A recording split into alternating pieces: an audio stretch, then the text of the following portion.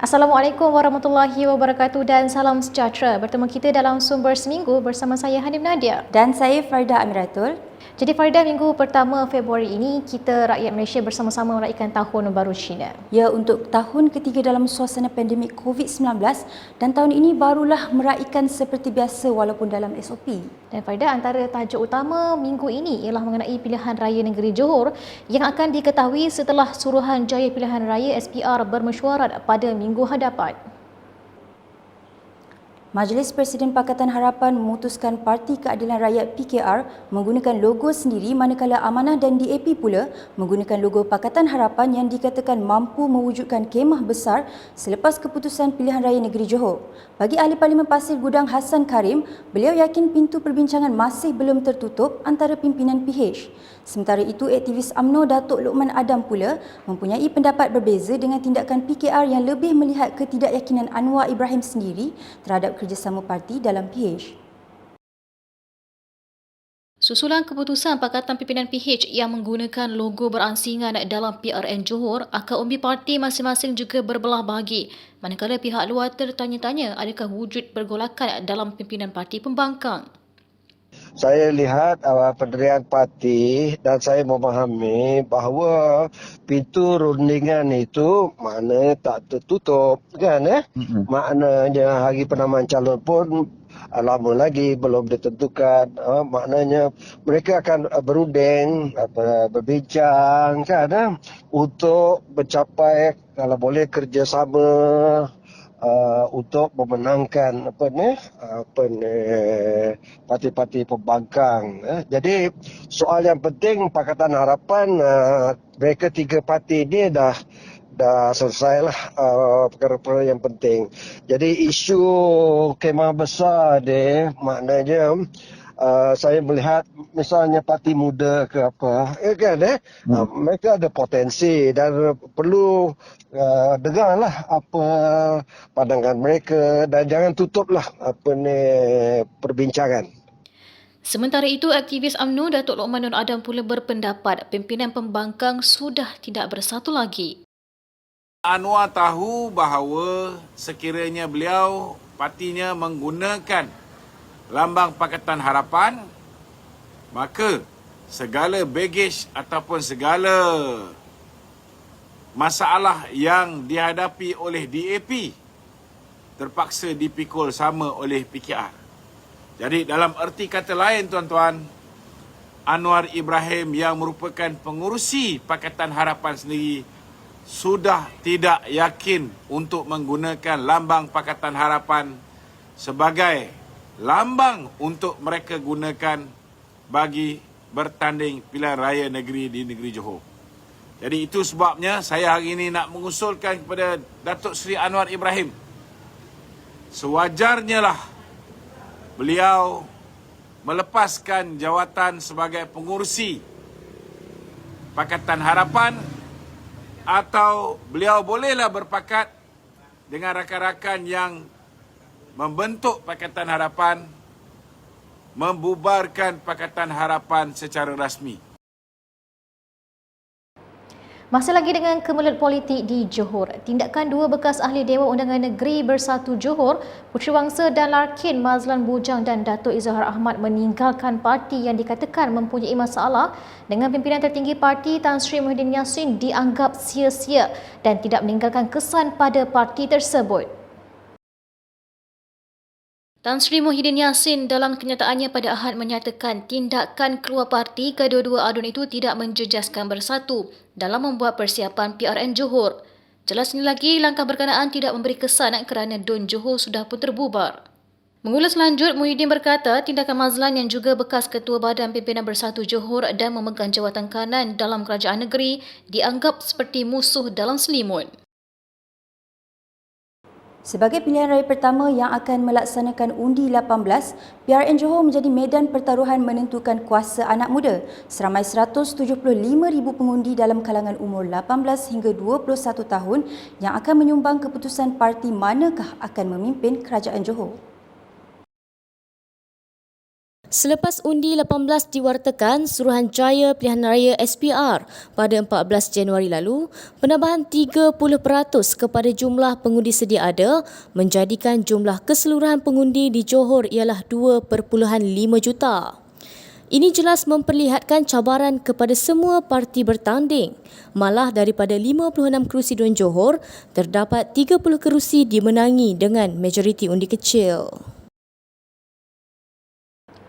Tiada apa disembunyikan, siasatlah saya. Itu kata Ahli Parlimen Simpang Renggam Dr. Mazli Malik yang mengalu-alukan sebarang siasatan selepas Suruhanjaya Pencegahan Rasuah Malaysia SPRM memaklumkan sedang menjalankan siasatan terhadapnya.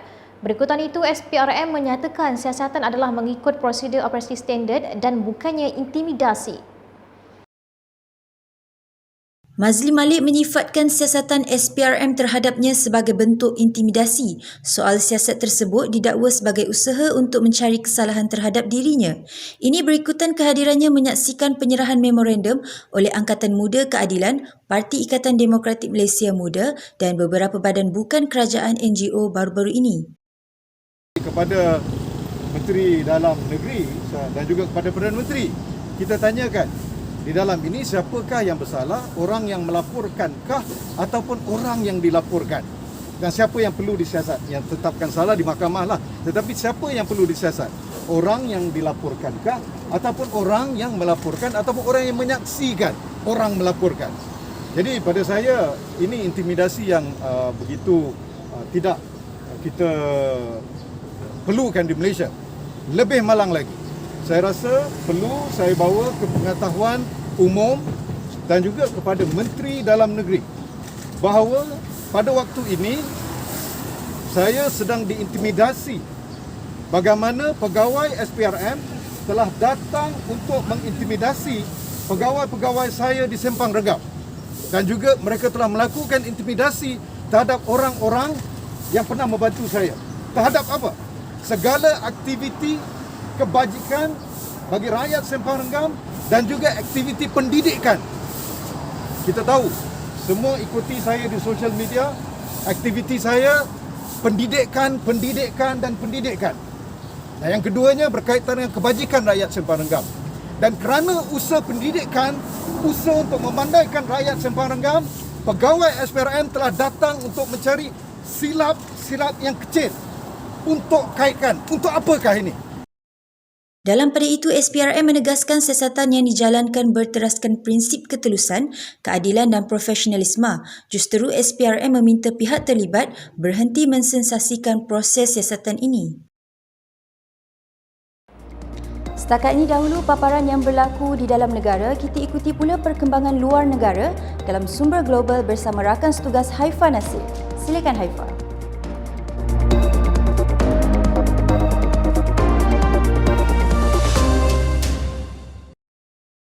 Terima kasih Faridah dan Hanim.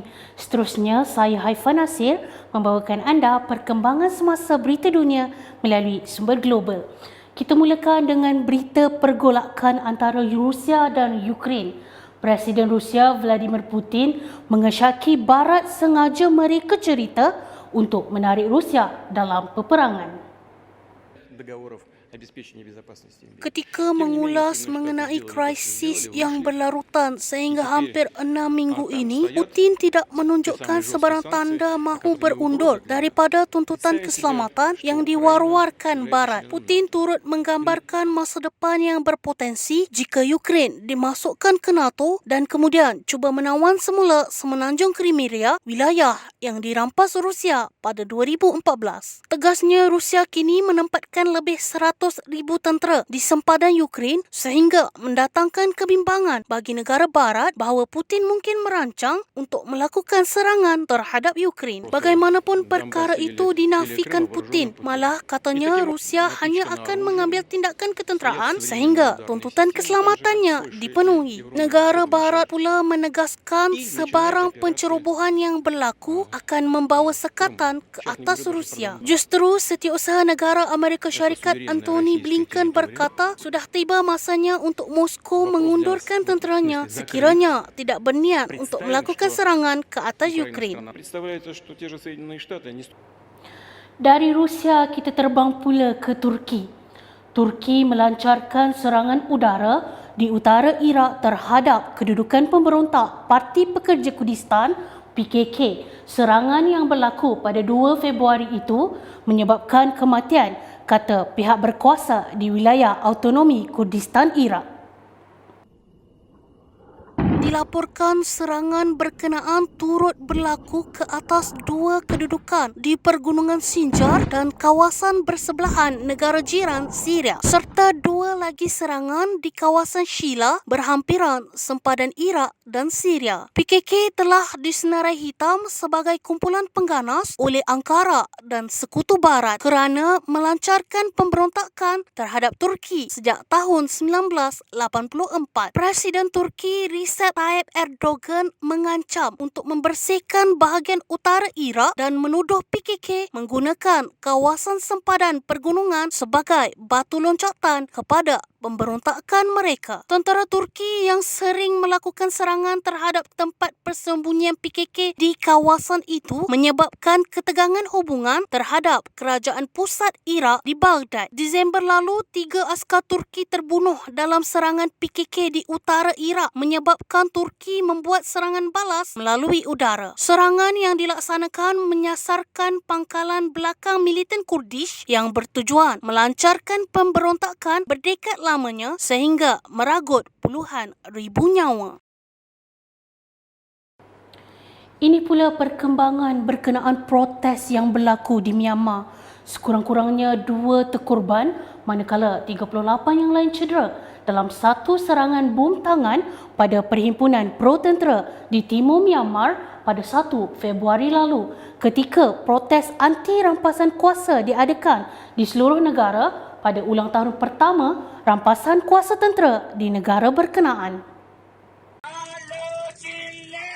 Setakat ini tiada kumpulan yang mengaku bertanggungjawab ke atas serangan yang berlaku. Pengambil alihan kuasa oleh tentera yang menamatkan pemerintahan demokrasi singkat sehingga menggulingkan pemimpin awam Aung San Suu Kyi mencetuskan protes besar-besaran. Sehubungan itu, ketika berjuang dan menahan tindak balas serta berdepan pertempuran harian, junta kini sudah membunuh lebih 1,500 orang awam, lapor media tempatan. Ini membawa kepada protes penduduk di seluruh hub komersial Yangon dan di Bandar Mandalay yang bertepuk tangan sebagai tanda berakhirnya mogok senyap terhadap rampasan kuasa tersebut. Justru seramai 10 orang ditahan kerana mengambil bahagian dalam protes bertepuk tangan di Yangon. Dari Myanmar, kita beralih pula ke Thailand. Pihak berkuasa Thailand bertungkus lumus menyelamatkan batu karang daripada terancam dan musnah akibat tumpahan minyak yang sudah mencemarkan beberapa kawasan pantai negara Gajah Putih berkenaan. Menteri Sumber Asli dan Alam Sekitar Thailand, Varawut Silpa Archa berkata, keadaan semakin genting untuk menahan tumpahan minyak itu daripada sampai ke pantai Aung Prau, sebuah teluk kecil di Koh Samui, iaitu antara pusat peranginan popular di negara berkenaan. Tumpahan minyak itu berpunca dari kebocoran saluran paip milik Star Petroleum Refining Public Company Limited pada 2 Februari lalu. Dianggarkan kira-kira 50,000 liter minyak mentah bocor dari saluran paip itu kira-kira 20 km ke tenggara Thailand. Pantai Mi Rampueng di wilayah Rayong diisytiharkan kawasan bencana selepas tumpahan minyak hanyut ke pantai itu pada Jumaat lalu. Imej satelit daripada Agensi Pembangunan Teknologi Geoinformatik dan Angkasa Thailand menunjukkan tumpukan minyak sudah merebak ke kawasan seluas 67 km. Sekian sahaja paparan berita dunia yang dapat saya kongsikan kepada anda pada minggu ini. Kembali bersama Farida dan Hanim.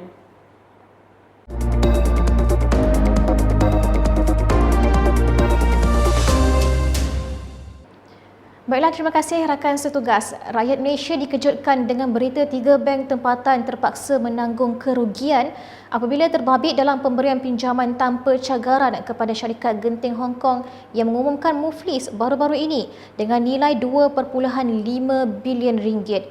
Rentetan itu, Ketua Pembangkang Datuk Seri Anwar Ibrahim mempersoalkan prosedur pinjaman yang kelihatan mudah dan Menteri Kewangan Tengku Datuk Seri Zafrul Tengku Abdul Aziz menemplak kenyataan tersebut. Anwar meminta penjelasan Zafrul bagaimana pinjaman tanpa jaminan kepada syarikat perjudian boleh diberikan dengan mudah dan setelah syarikat genting Hong Kong diisytihar muflis. Zafrul menegaskan keputusan bank berkenaan meluluskan pinjaman tanpa cagaran kepada syarikat terbabit bukan perkara biasa.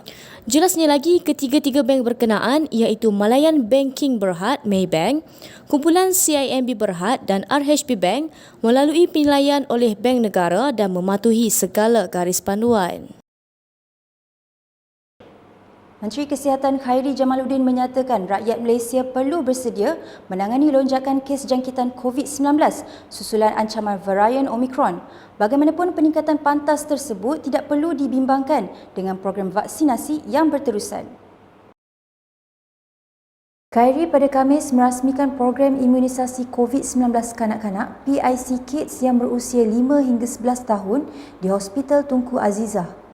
Ini program yang sukarela.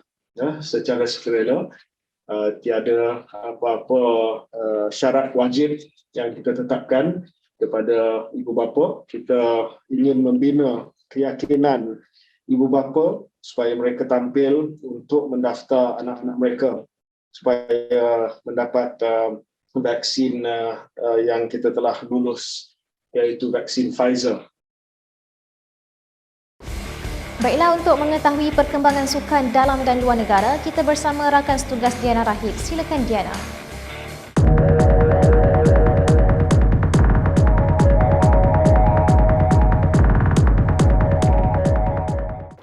Terima kasih Hanim dan Faridah. Bersama saya Diana Rahib dalam Arena Sumber untuk Sumber Seminggu pada kali ini. Kita buka pentas arena minggu ini dengan penyerang sensasi skuad kebangsaan Nur Syahrul Idlan Talaha antara taruhan terbaharu pasukan Melaka United dalam menyediakan pasukan mantap di pentas Liga Malaysia musim ini. Terbaru kelab tersebut mengumumkan pemain berpengalaman itu sah menyertai skuad Hang Tuah dalam usaha memperkasa skuad berkenaan kali ini. Nur Syahrul 35 atau Mat Yo yang menyertai pasukan terbabit selepas semusim bersama Sarawak United FC musim lalu bakal menjadi pilihan Melaka United membentuk gandingan mantap bersama Sony Nordeh, Ifedayo, Olusegun dan barisan pemain lain. Mat Yo antara pemain senior tempatan masih beraksi serta pernah menyarung jersey beberapa pasukan Liga Malaysia iaitu Kelantan, Johor Darul Takzim JDT, Negeri Sembilan, Angkatan Tentera Malaysia ATM, Terengganu, Felda United FC dan Pahang selain berpengalaman menyertai klub Thai League 1 Biji Petem United FC pada 2020. Seterusnya, Ketua Jurulatih Los Angeles Lakers Frank Vogel berkata, ketiadaan LeBron James dalam perlawanan menentang Portland Trail Blazers pada Rabu adalah sebagai langkah pencegahan untuk mencapai sasaran utama bagi memastikan pemain itu kekal cergas untuk tempoh panjang. James belum dapat pasti dapat diturunkan bagi pertemuan menentang Portland Trail Blazers pada Rabu gara-gara mengalami bengkak lutut selepas turut tidak terlibat dalam 3 perlawanan terakhir Lakers. Pemenang anugerah MVP 4 kali itu kembali ke Los Angeles waktu pasukannya tewas 1-2-1 berbalas 1-9 kepada Atlanta Hawks pada hujung minggu lalu, dilaporkan selepas menjalani ujian imbasan MRI di lutut kirinya. Pemain berusia 37 tahun itu amat cemerlang di bahagian serangan sebelum mengalami kecederaan itu, di mana dia merakamkan sekurang-kurangnya 25 mata dalam 18 perlawanan berturut-turut. Tanpa kehadirannya, Lakers kelihatan bergelut, di mana mereka kini merekodkan 24 berbalas 27, tetapi Vogel berkata dia tidak akan terburu-buru untuk menurunkan James semula. Vogel turut mendedahkan tindakan Lakers tidak menurunkan James dalam 3 perlawanan lalu adalah sebagai langkah pencegahan bagi mengelakkan kecederaan lebih serius dialami pemain itu. Barcelona semakin hampir untuk mendapatkan khidmat bekas penyerang Arsenal Pierre-Emerick Aubameyang secara percuma selepas kelab dari utara London itu bersetuju untuk tidak menyambung kontrak bekas kapten berkenaan. Penyerang berusia 32 tahun itu menyertai Barca menerusi perjanjian selama 6 bulan dengan pilihan lanjutan kontrak selama setahun. Dalam pada itu, Aubameyang bersetuju untuk mengurangkan gajinya di Barca sekitar €300,000 seminggu untuk memastikan perpindahannya ke Camp Nou menjadi kenyataan.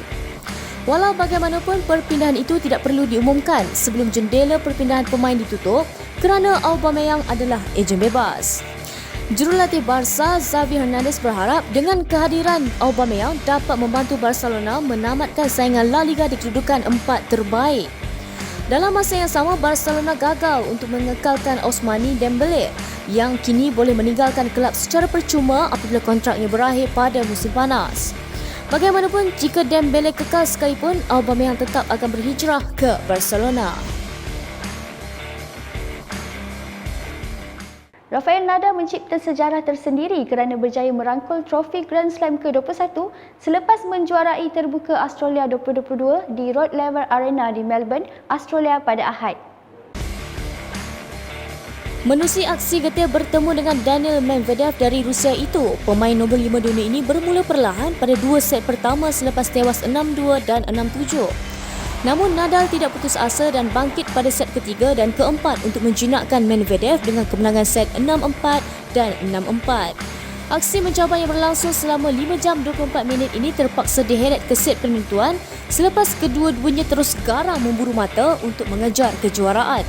Bagaimanapun, aksi perlawanan tersebut nyata berpihak kepada Nadal yang mencatat kemenangan dengan 7-5. Kemenangan ini sekaligus menjadikan Nadal sebagai pemain tenis perseorangan lelaki dengan pencapaian tertinggi selepas Novak Djokovic dan Roger Federer masing-masing dengan 20 trofi. Ini merupakan trofi kedua Nadal di terbuka Australia selepas kali terakhir menjuarainya pada 2009 dalam aksi bertemu seteru sepanjang zamannya, Roger Federer. Baiklah, sekian sahaja paparan sukan untuk Arena Sumber kali ini. Teruskan mengikuti perkembangan semasa di laman sosial Sumber Kini. Kita kembali bersama Hanim dan Faridah. Silakan.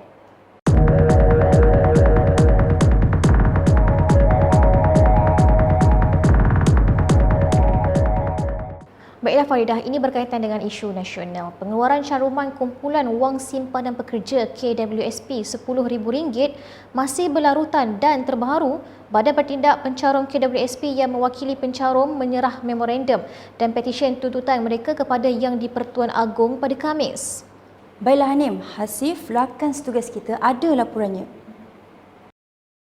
Presiden Pertubuhan Aktivis Rakyat Malaysia Khairul Anwar Osman bersama-sama wakil PPIM iaitu Gulab Jan Fazal Iladi pada Khamis menyerahkan memorandum dan petisyen tuntutan pencarum KWSP kepada Pegawai Pentadbir Urusan Diraja Muhammad Iqbal Zahanuddin untuk diserahkan kepada Yang di-Pertuan Agong Al-Sultan Abdullah Riayatuddin Al-Mustafa Bilal Shah. Serahan memorandum tersebut adalah berkenaan tuntutan suara rakyat kepada pihak kerajaan untuk membenarkan buat kali terakhir bagi pengeluaran sebanyak RM10,000 secara one-off. One-off ni saya amat perlu. Sebab saya seorang peniaga kecil, baru nak berniaga, perlukan modal, perlukan nak buat lesen, nak buat macam-macam lagi. Kerana ni saya hanya berniaga gas, home delivery, dan sekarang saya buat gas tu di rumah. Dan di rumah ada satu kesalahan. Dan nak buat cari kedai, cari lesen, saya perlukan modal. Pinjam hijrah tak dapat, pinjam bantuan blueprint, patahkan kaki jadi OKU. Jadi macam mana kita nak hak rakyat kita? Kan? Kita nak hak kita sendiri, bukan kita minta, kita tak perlu bantuan. Kita perlukan hak kita sendiri, duit kita sendiri, itu saja. Ada yang sanggup nak jual rumah, ada yang sanggup kehilangan kereta, ada yang dibuang kerja, ada yang menjadi penganggur, ada yang sanggup paling teruk, sanggup menjadi pelacur. Dan yang terkini, yang baru kami dengar, ada yang sanggup bunuh diri. Wahai kerajaan Datuk Seri Ismail Sabri, wahai Tengku Zafrul, Menteri Kewangan, tolong kami, bantu kami. Rakyat sudah tidak sabar lagi. Kami tidak mahu adakan perhimpunan kerana kami merayu. Tetapi ingat, sekiranya anda tidak meluluskan permintaan kami, satu perhimpunan besar akan saya lakukan. Baiklah Farida, begitulah rakyat Malaysia yang sedang mengalami kesukaran dalam pandemik COVID-19 dan baru-baru ini. Mungkin kerajaan boleh mempertimbangkan antara tuntutan rakyat kita. Betul tu Hanim. Ini ada satu lagi bencana yang menimpa negara kita. Ratusan rumah mengalami kerosakan dan hampir 100 pokok tumbang akibat ribut di Ipoh yang berlaku pada Ahad. Kejadian yang tidak pernah berlaku sebelum ini sempat dirakamkan oleh penduduk taman berkenaan dengan paparan puting beliung kecil menerbangkan kepingan atap rumah. Datuk Bandar Ipoh, Datuk Romaizi Baharin berkata, perubahan cuaca mendadak dengan ribut petir yang lebih kerap akhir-akhir ini menjadi punca kejadian itu dan kerajaan negeri telah menyalurkan peruntukan awal berjumlah RM40,000 untuk kerja baik pulih kerosakan rumah penduduk. Dalam pada itu, Ketua Polis Daerah Ipoh, Asisten Komisioner Yahya berkata, polis menerima sebanyak 305 laporan berkaitan kerosakan rumah akibat ribut dan jumlah itu dijangka bertambah kerana sehingga kini masih ada laporan baru diterima. Baiklah, sekian paparan sumber seminggu kali ini Farida. Teruskan setia bersama kami untuk mengikuti perkembangan semasa dan terkini di laman sosial Facebook, YouTube, Instagram, Twitter dan TikTok Sumber Kini. Sebelum mengakhiri sumber seminggu, kami tinggalkan anda dengan paparan tular minggu ini. Assalamualaikum dan salam sejahtera.